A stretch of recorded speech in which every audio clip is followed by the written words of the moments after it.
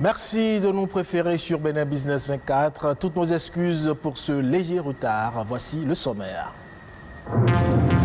C'est l'une des espèces les plus rares au monde à être extrêmement menacée à cause de sa viande et de ses œufs. La tortue est célébrée ce 23 mai et on parle des combats qui se mènent au Bénin pour sa protection.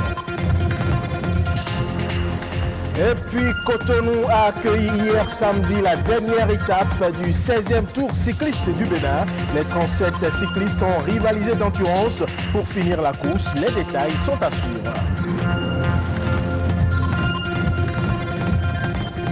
Enfin, en République démocratique du Congo, les populations boudent les vaccins contre le Covid-19. En l'espace d'un mois, à peine 10 000 personnes se sont fait vacciner.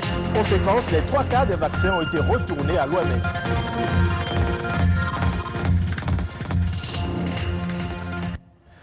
À nouveau, bonjour. Vous le savez, ce dimanche, la communauté chrétienne célèbre la Pentecôte qui marque la venue de l'Esprit Saint sur les apôtres et la naissance de l'Église catholique.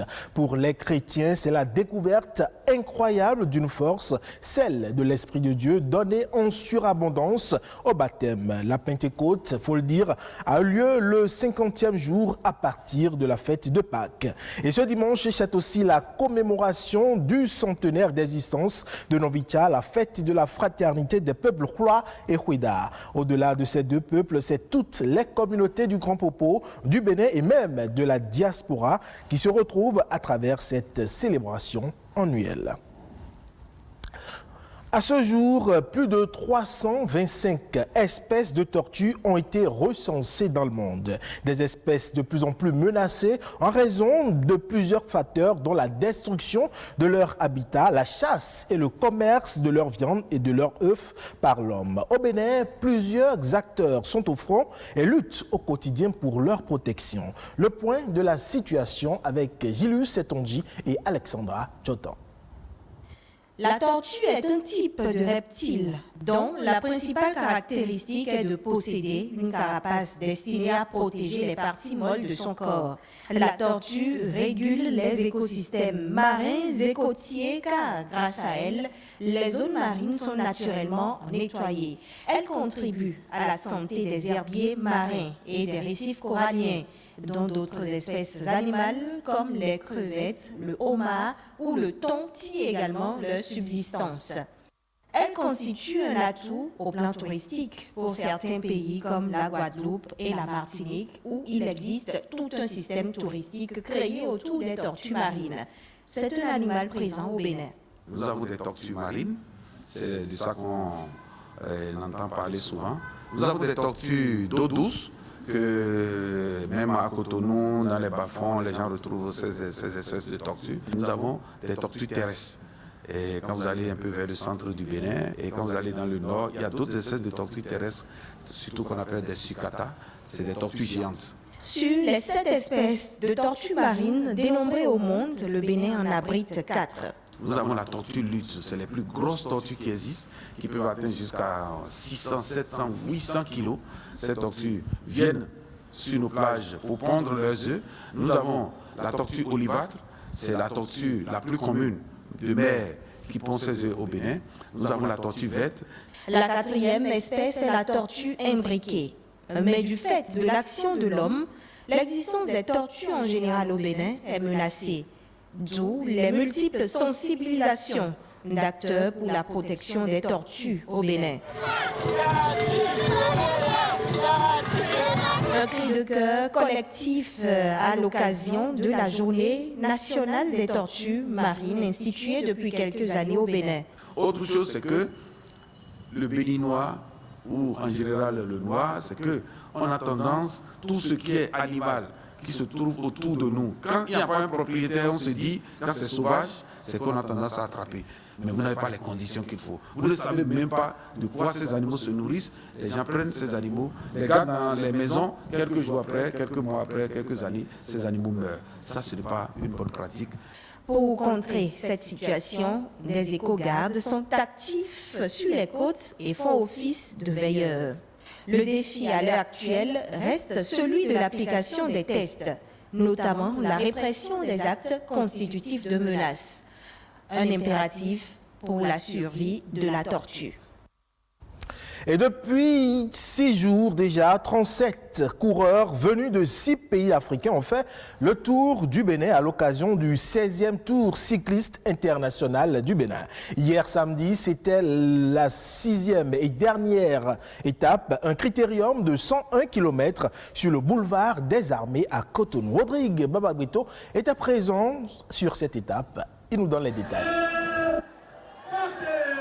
Voilà qui marque le départ de la 6e et dernière étape d'une randonnée pleine de sensations fortes.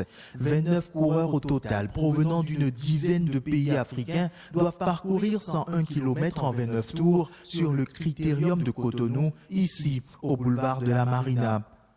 La course se fait dure et rude. Les échappées ne tardent pas à se créer.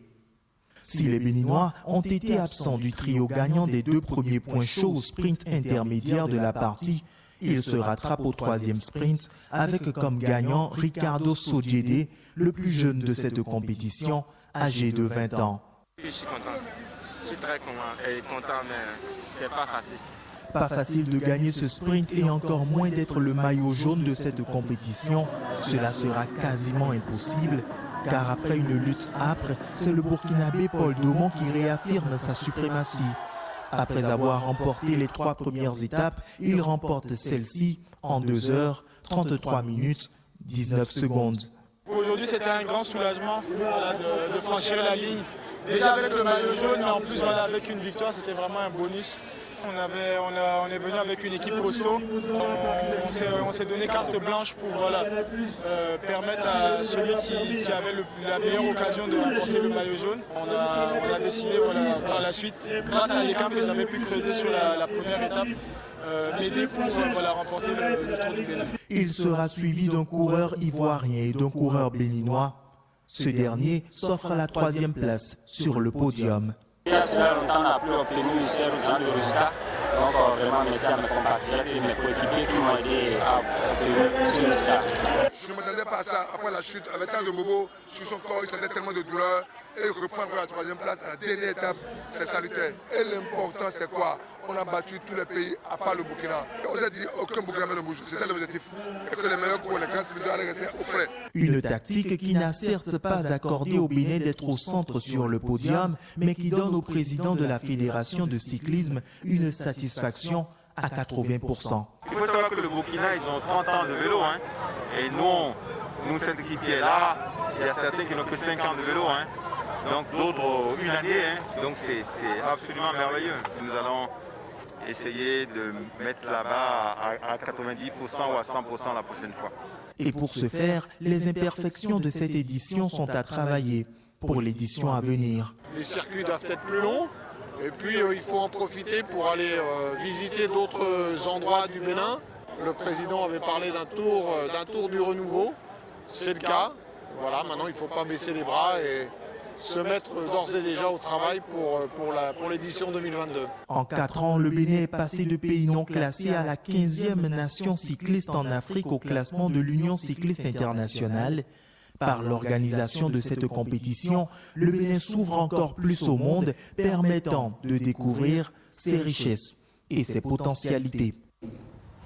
Parlons à présent de la gestion des entreprises qui constitue un véritable casse-tête pour beaucoup de chefs d'entreprise. C'est une tâche qui fait appel à la disposition de certaines qualités par le patron d'entreprise. Et selon les spécialistes en gestion d'entreprise, la performance du personnel dépend des qualités de leur coach. Comment donc gérer ses employés pour favoriser l'essor de son entreprise? Eh bien, Alex Balogun, consultant en gestion d'entreprise, nous édifie à travers cette interview. Un leader, c'est quelqu'un qui doit être capable de gérer lui-même d'abord ses émotions, gérer d'abord son caractère, parce que tu diriges par exemple. Le leader doit pouvoir se gérer et maintenant il sera facile pour lui de gérer aussi son personnel ou de gérer ses collaborateurs. Un chef d'entreprise, c'est une personne qui a une vision et qui met ses visions en objectif. Objectif à long terme et objectif à court terme. Qui communique à son personnel pour dire voilà là où nous allons. Si le chef d'entreprise ne voit pas loin, comment est-ce que les employés peuvent voir loin? Vous devez comprendre que les collaborateurs, pour qu'ils puissent donner les meilleurs, il faut des systèmes en place. Un, c'est d'abord les fiches de poste. Donner à chaque personne ce que vous attendez de la personne. Le cahier de charge, bien défini. J'attends de toi telle chose et telle chose de façon claire. La deuxième chose après la fiche de poste, aussi, c'est un système d'évaluation mensuelle. Le personnel doit être évalué à la fin du mois. On doit savoir, est-ce qu'il a atteint les objectifs?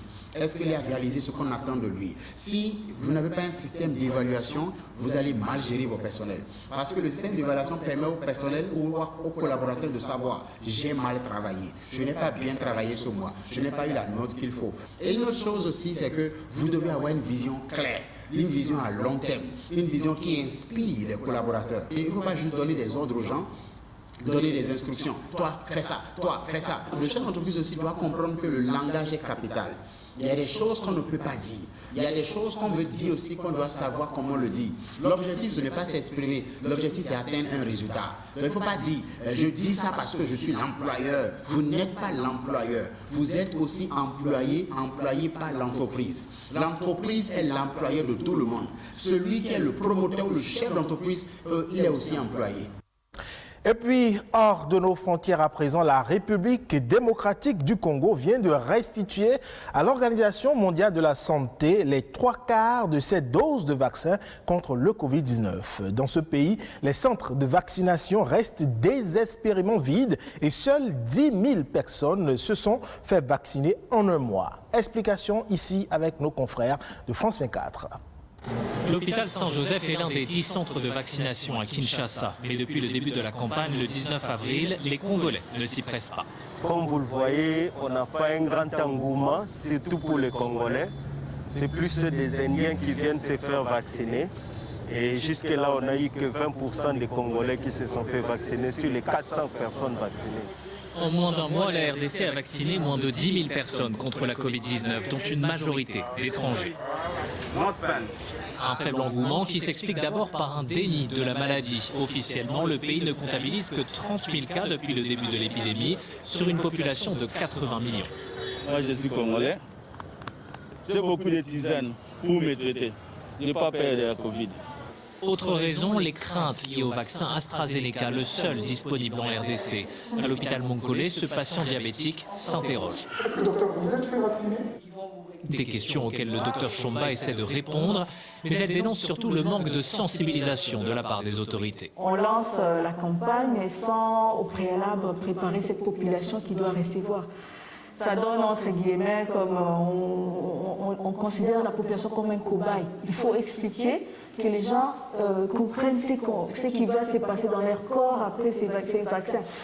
En RDC, la communication autour du vaccin est presque inexistante. Rares sont les affichages dans les rues ou les spots à la radio et à la télévision. Le nouveau ministre de la Santé promet du changement. Je suis en train de convaincre un certain nombre de gens autour de moi, et également les gens dans le ministère, pour que nous donnions l'exemple. Mais il faut bien garder en tête que la vaccination, c'est une histoire de tous. L'exemple sera donné, mais c'est la volonté de tout un chacun. La RDC a reçu en mars dernier 1 700 000 doses de vaccins dans le cadre du dispositif COVAX de l'OMS. Le pays en a rendu les 3/4 car ces doses expirent le mois prochain. Et voilà qui met un terme à cette édition que vous pouvez retrouver sur le site de l'ORTB, www.ortb.bj. Bonne fête de la Pentecôte à toutes et à tous.